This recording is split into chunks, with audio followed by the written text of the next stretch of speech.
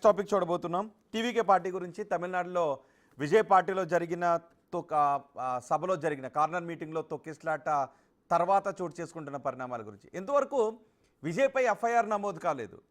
అటు డిఎంకే అంటోంది విజయ్నే తప్పుపడుతోంది. విజయ్ ప్రతి మీటింగ్లోనూ బీజేపీని విమర్శిస్తున్నాడు, కానీ బీజేపీ విజయ్ని సపోర్ట్ చేస్తున్న పరిస్థితి కనిపిస్తోంది. నాగేశ్వర్ గారు, ఈ పరిణామాన్ని ఎలా చూడాలి? రాబోయే రోజుల్లో తమిళనాడులో ఈ పరిణామం ఎటువంటి మార్పుకు దారితీసే అవకాశం ఉంది? అంటే ఇప్పుడు విజయ్ పైన కేసు ఎఫ్ఐఆర్‌లో పెట్టకపోవటానికి కూడా రాజకీయమే కారణం. విజయ్‌కి మద్దతుగా బీజేపీ, ఏడీఎంకే లాంటి పార్టీలు రావడం కనుక కూడా రాజకీయమే కారణం. ఎందుకంటే వాస్తవంగా విజయ్ పొలిటికల్ పిచ్ చూస్తే డీఎంకేకి వ్యతిరేకంగా, అలాగే బీజేపీకి వ్యతిరేకంగా ఆయన మాట్లాడుతున్నాడు. ఆయన ఏమి బీజేపీని సమర్థించడం లేదు కూడా.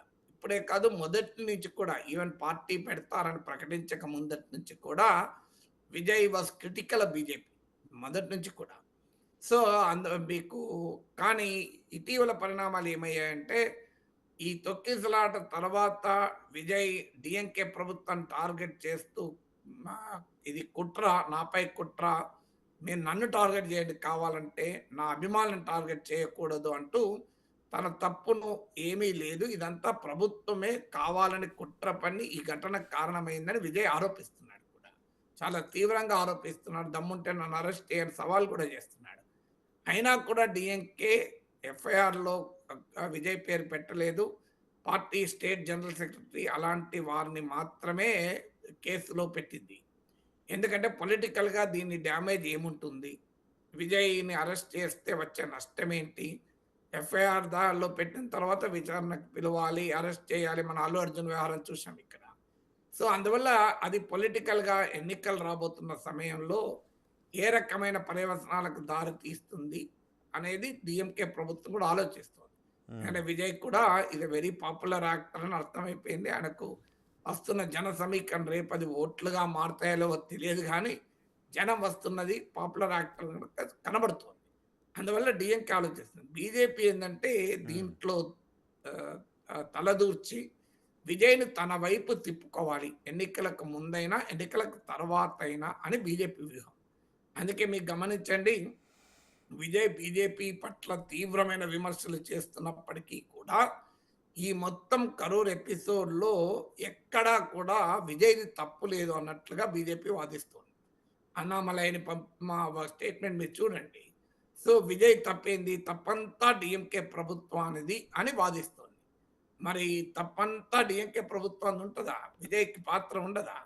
ప్రత్యేకంగా ఫైనాన్స్ మినిస్టర్ నిర్మలా సీతారామన్ వచ్చిపోయారు. అలాగే ఎన్డీఏ ఫ్యాక్ట్ ఫైండింగ్ కమిటీ మీకు పంపించారు హేమమాలిని. మీకు ఇలాంటి వాళ్ళతో కూడినటువంటి వాళ్ళతో ఒక టీములు కూడా మీకు అనురాగ్ ఠాకూర్ లాంటి హై ప్రొఫైల్ ఎంపీస్‌తో కూడినటువంటి టీంను పంపించారు. సో మీకు మణిపూర్‌కి ఇంతవరకు NDA fact finding committee team పోలేదు, కానీ ఇక్కడికి వచ్చారు. అహ్మదాబాద్‌లో ఒక వంతెన కూలిపోతే ఎన్డీఏ ఫ్యాక్ట్ ఫైండింగ్ టీం పోలేదు అక్కడికి. మీకు ఎన్డీఏ ఫ్యాక్ట్ ఫైండింగ్ టీము మరి ఇప్పుడు మాత్రమే వచ్చింది ఎందుకు అంటే రాజకీయం అదే. సో అందువల్ల విజయ్‌కి అనుకూలంగా స్పందించుతోంది బీజేపీ కూడా. ఎందుకంటే బీజేపీకి అర్థమైంది ఏంటంటే, అన్నా డిఎంకే గతంలో లాగా బలంగా లేదు. జయలలిత లాంటి కరిస్మాటిక్ లీడర్లు లేరు. అందుకే పళనిస్వామి పైన బీజేపీ ఒత్తిడి తెచ్చింది కూడా.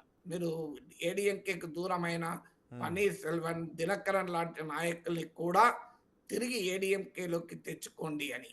దానికి పళనిస్వామి అంగీకరించలే. సో బీజేపీ అనుమానం ఏంటంటే, ఏడీఎంకే బీజేపీ ఈ రెండు కలిస్తేనే ఇండియా కూటమి, డిఎంకే నాయకత్వం ఇండియా కూటమిని ఓడించలేము అనేది బీజేపీ అనుమానం.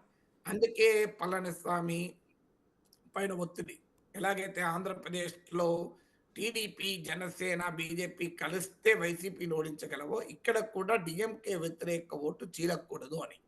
అందుకే మీకు దినకరన్ కు సంకేతాలు, పన్నీర్సెల్వం సంకేతాలు, అంబమణి రామదాస్ పిఎంకేకి సంకేతాలు, ఇప్పుడు ఈ ఎపిసోడ్ తర్వాత విజయ్‌కి కూడా సంకేతాలు. ఎందుకంటే కేంద్రము అండదండలుంటే డిఎంకే విజయ్‌ని అరెస్ట్ చేసే సాహసం చేయదు. సో అందువల్ల కేంద్రము అండదండలు ఉన్నాయి మీకు అని. ఇప్పుడు మీడియాలో వస్తున్న కథనం అయితే ఇన్సిడెంట్ జరిగిన వెంటనే ఉమ్, టాప్ బీజేపీ లీడర్ విజయ్‌తో మాట్లాడాడని, ఓకే. విజయ్ పార్టీకి చెందిన ప్రాపగండా చీఫ్ ఢిల్లీకి ఉమ్, కూడా వెళ్ళాడు. ఉమ్, అయితే ఆయన నేను వాలీబాల్ అసోసియేషన్ పని మీద వెళ్లారని చెప్తున్నారు కానీ, రైట్.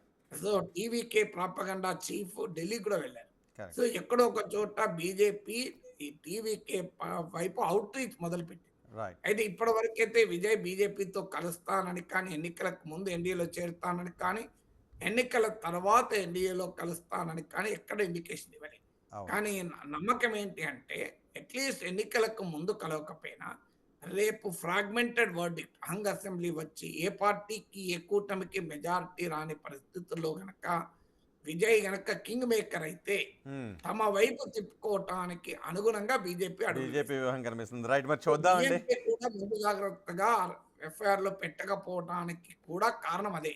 కరెక్ట్. రేపు ఎప్పుడైనా ఎలా ఉంటాయో రాజకీయ పరిణామాలు అని. So, correct. అందువల్ల బీజేపీ ఇప్పుడు కొత్త పరిణామం ఏందంటే, ఈ తొక్కిసలాట తర్వాత సో విజయ్ వల్నరబుల్ అయ్యాడు గనక, ఆయన మీద డీఎంకే ఏ కేసులు పెడుతుందో తెలియదు గనక, బీజేపీ ఇదొక అదనుగా, అవకాశంగా ఉన్నారండి.